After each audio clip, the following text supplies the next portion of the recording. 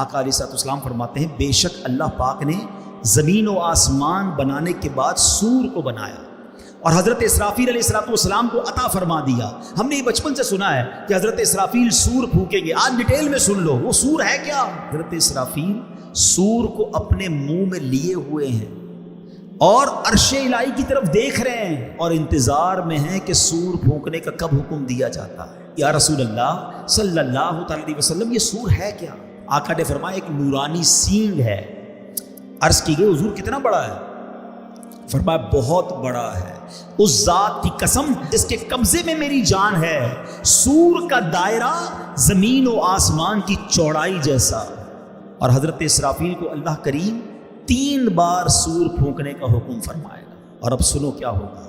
آقا فرماتے ہیں اللہ پاک حضرت اسرافیل کو جب پہلی بار سور پھونکنے کا حکم دے گا نا، اس کو فرمائے گا گھبراہٹ کی پھونک مارو۔ حضرت اسرافیل علیہ السلام پھونک ماریں گے۔ اب جب اس کی ہولناک آواز آئے گی نا تو زمین و آسمان والے گھبرا اٹھیں گے۔ اللہ پاک کے حکم سے حضرت اسرافیل اس آواز کو، اس پھونک کو اور لمبا کریں گے۔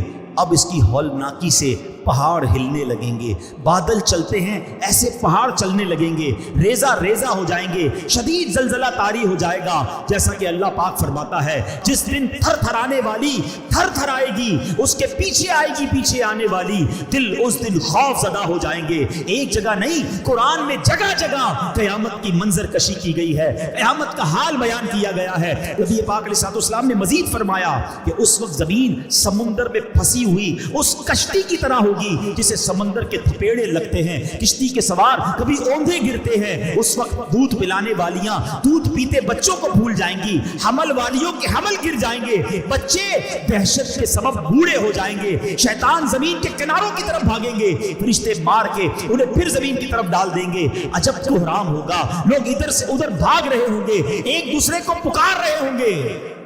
ابھی لوگ اسی حال میں ہوں گے کہ زمین پھٹ جائے گی۔ اب لوگوں پر ایسی کیفیت اور خوف اور دہشت طاری ہوگی کہ اللہ پاک ہی بہتر جانتا ہے۔ سنو، آسمان بھی گلی ہوئی چاندی کی طرح پھٹ جائے گا، سورج اور چاند بے نور ہو جائیں گے اور آسمان کو اس کی جگہ سے کھینچ لیا جائے گا۔ یہ پہلی سور پھونکنے کے بعد حال ہوگا۔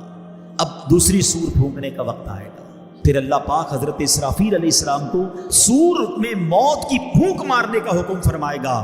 اس بار سور پھونکنے کے بعد آسمان والوں اور زمین والوں پر موت طاری ہو جائے گی۔ اب حضرت ملک الموت اللہ رب العالمین کی بارگاہ میں عرض کریں گے یا رب، آسمان والے اور زمین والے تو سب موت کے گھاٹ اتر چکے، مگر جسے تو نے زندہ رکھا۔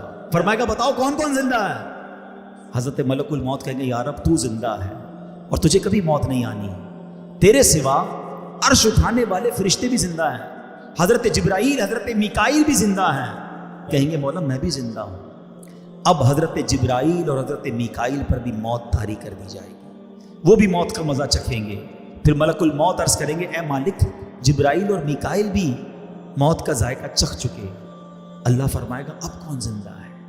کہیں گے مولا تو زندہ ہے جسے کبھی موت نہیں آنی، اور مولا عرش اٹھانے والے فرشتے زندہ ہیں اور میں زندہ ہوں۔ اللہ اکبر، پہلے عرش اٹھانے والے فرشتوں پر موت طاری کی جائے گی اور پھر ملک الموت جو آخری بچیں گے ان پر بھی موت طاری کر دی جائے گی۔ اب کوئی نہیں ہوگا، اب دنیا میں کوئی باقی نہیں ہوگا اور وہی رب واحد قہار باقی ہوگا۔ وہ بے نیاز ہے، اس کا کوئی باپ نہ اس کا کوئی بیٹا، وہی اول ہے وہی آخر ہے۔ اور اب اللہ کیا فرمائے گا؟ لمن الملک اليوم، آج کس کی بادشاہی ہے؟ اللہ اکبر، اس جملوں کی ہیبت کو اگر سمجھو نا، اللہ فرما رہا ہے جب دنیا میں کوئی باقی نہیں ہے، ان تمام متکبرین، ان تمام جابرین، ان تمام لوگوں سے خطاب ہوگا جو سمجھتے تھے کہ ہمارے دم قدم سے دنیا قائم ہے، ہم ہیں تو جناب فیصلے ہوتے ہیں، ہماری اتھارٹی ہے۔ اب اللہ فرمائے گا لمن الملک اليوم، آج کس کی بادشاہی ہے؟ اس وقت کوئی جواب دینے والا ہی نہیں ہوگا۔ اب اللہ خود ہی جواب ارشاد فرمائے گا اور وہ جواب بھی قرآن میں موجود ہے۔ اللہ فرمائے گا للہ الواحد القہار، ایک اللہ جو سب پر غالب ہے۔ ہائے میرا رب باقی رہنے والا ہے، وہ حی ہے، وہ قیوم ہے۔ پھر فرمایا میرے آقا نے زمین اور آسمان کو یوں لپیٹ لیا جائے گا جیسے کاغذ لپیٹتے ہیں، پھر اس زمین کی جگہ کوئی اور زمین بچھا دی جائے گی، آسمان کی جگہ اور آسمان بنا دیا جائے گا۔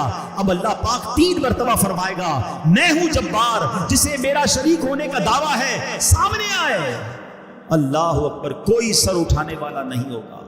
مخلوق کو اب اس نئی زمین پر ڈال دیا جائے گا، جو پہلے قبروں میں تھے اب نئی زمین کی قبروں میں ہوں گے، جو پہلے زمین کی سطح پر مرے ہوئے تھے اب نئی زمین کی سطح پر مرے ہوں گے۔ اب ایک قیامت کا نیا نقشہ بن جائے گا۔